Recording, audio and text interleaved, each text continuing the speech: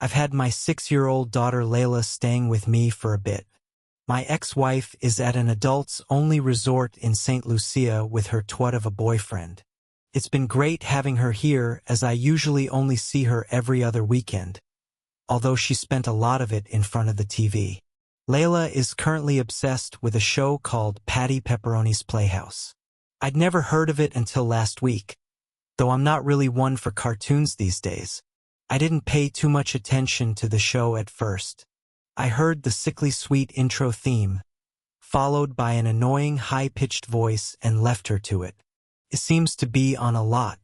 I had an interesting phone conversation with my brother Jeff on Tuesday.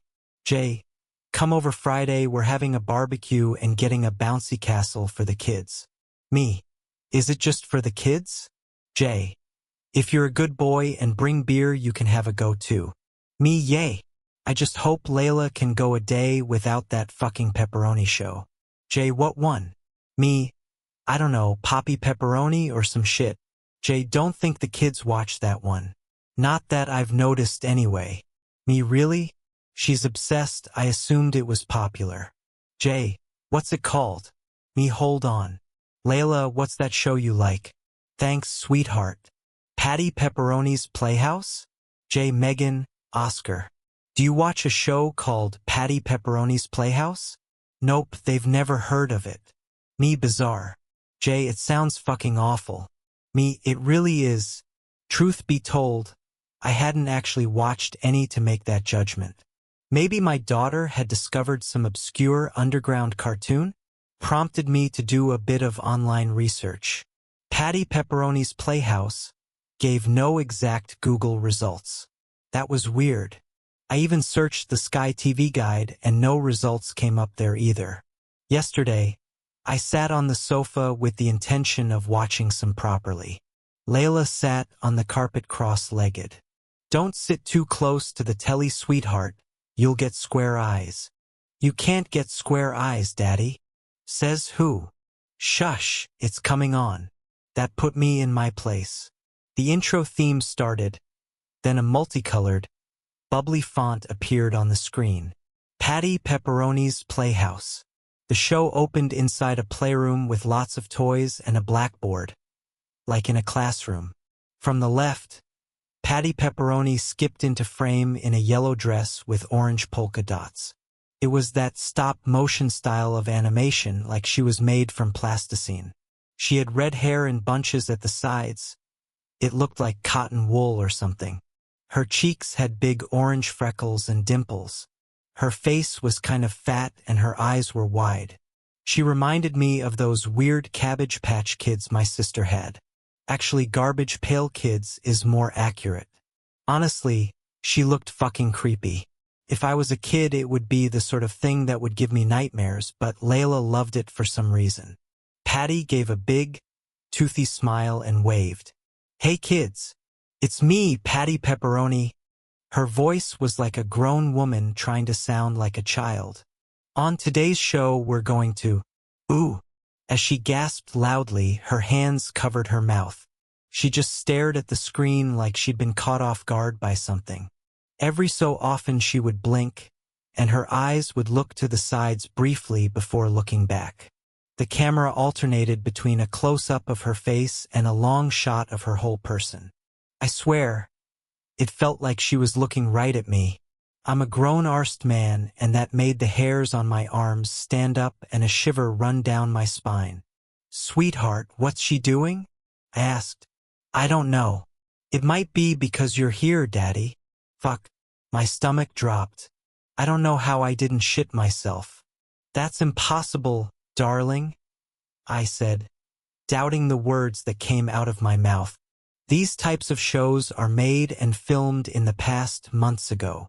Layla shook her head. Patti Pepperoni isn't like that, Daddy. She's different.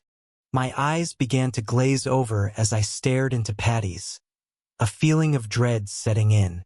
I noticed beads of sweat appeared on her forehead, though they looked like they were made from the jelly in a pork pie, as if she could sense how fucked up I thought it was.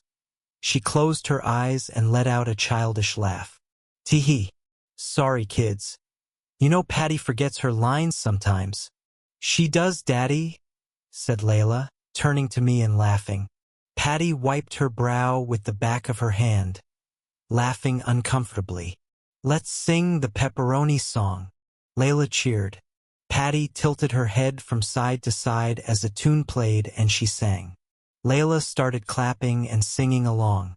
Macaroni, mascarpone, cannelloni, pepperoni. Minutes later, the song was still going. It was the same ridiculous words over and over again. As it went on, Patti began to look increasingly more uncomfortable. Sweetheart, how long does the song go on for? Shush, Daddy. Carpone, cannelloni. I picked myself up from the sofa and slowly left the room, feeling Patti's eyes on me the whole time. It was fucking weird. This morning I sat in the kitchen as I heard the opening music. It made me shudder. I got up and crept to the living room, hiding on the other side of the doorframe to listen. Hey kids, it's me, Patti Pepperoni. There was a moment of silence. Then quietly, Pest. Is it just us? My stomach dropped. Yeah, my daddy's in the kitchen, said Layla. Covered my mouth with my hand. What the actual fuck? Good. We have to be quiet so he doesn't hear us. My heart was working overtime. I heard the distinct sound of chalk on a blackboard. Can you read this, Layla? Fuck. She said my daughter's name. Yeah, I'm good at reading. Clever girl, said Patti. I need you to follow these instructions carefully. I wanted to get the fuck out of the house, but I took a deep breath and entered the living room. Patti was looking down at my daughter. As she looked up and saw me, she gasped, quickly using an eraser to wipe the board clean. I wasn't focusing properly, but I definitely made out the words bedroom, night, and dad before it was erased. Patti turned and looked from side to side with her hands behind her back, an awkward smile on her face. And that's how we construct a sentence. Her eyes kept flicking to the sides. Now let's see if you can count to 20. Ready? Here we go. 1, 2. Layla, sweetheart, I said. She turned around. I need you to go to your room for 5 minutes. Patti continued to count slowly. I noticed those jellified beads of sweat had appeared on her forehead again. Why, Daddy? I'm watching Patti Pepperoni. 6, 7. Just for 5 minutes, sweetie. Daddy needs to do something. I'll take you for ice cream later if you're a good girl. But 11, 12. You can have anything you want. Layla sighed. Okay, but I'm having the biggest thing. Bye, Patti. I saw Patti's eyes frantically looking around as my daughter left the room. 17, 18. Drop the act, you creepy fuck, I said, crouching down near the screen.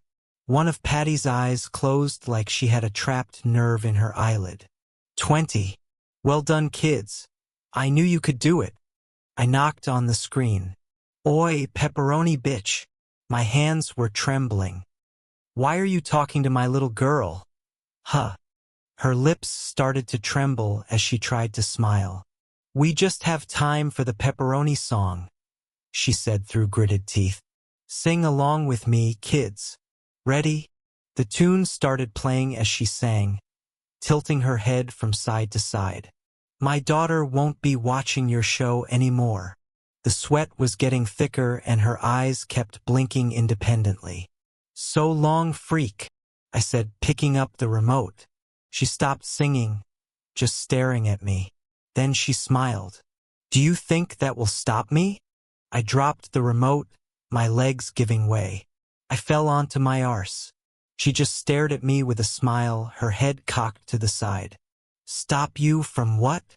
I stuttered. She casually turned and picked up a piece of chalk. Then I could hear it scratching on the blackboard. She had her back to me, so I couldn't see what she was doing. Stop you from what? I repeated louder, knocking on the screen again. She moved away from the board to reveal a heart. but it wasn't a traditional Cupid-style heart. It was a detailed, biological heart with valves and muscle tissue. As she smiled at me, her hands behind her back like she was completely innocent, the heart became animated. I could see it gently pulsing. Drops of chalky white blood started to squirt from the valves and run down the board. She brought her hands back around, and she was holding a large knife. The camera zoomed into her face. "Oh, you'll see real soon. Tee-hee." She winked, then the screen turned black. I sat frozen on the floor until I heard Layla coming back downstairs, asking where Patti had gone. "This afternoon we went to Caspa's for Sundays." "What does Patti say to you?" I asked as we tucked into oversized glasses of cream, sprinkles, and chocolate sauce. Layla shrugged. "I'm not supposed to say. It's a secret. Don't keep secrets from Daddy, sweetheart," I said, trying my best to stay composed. "Is she scary? Does she say bad things?" She shook her head. "No, she likes me. She said if I do what she says, I can meet her for real." Someone walked over my grave. I took her hand and squeezed it, perhaps a little too hard. "Don't do what she says, Layla. Don't you dare." She started to look upset. "Why? Patti is my friend. Don't listen to her, Layla. Promise me." I was unaware of how loud I was. I had many judgmental eyes on me as Layla started to cry. "I'm sorry, sweetheart," I said, putting my arm around her. "Daddy's just scared." We went home. I broke the bad news of no more television, but gave her the good news of going to Uncle Jeff's tomorrow and the bouncy castle. She told me she didn't care and barely spoke 2 words to me for the rest of the day. I've been trying to process what happened. Has anyone else heard of this Patti Pepperoni freak? Surely it can't just be my daughter and I? I'm sitting on the sofa in silence as I write this. I'm terrified to put the TV back on. Layla's in bed already, but her bedroom door creaked open a little while ago. I was about to call up to ask if she was okay, but I just heard her speak excitedly. "My daddy's downstairs." Oh God, who's she talking to?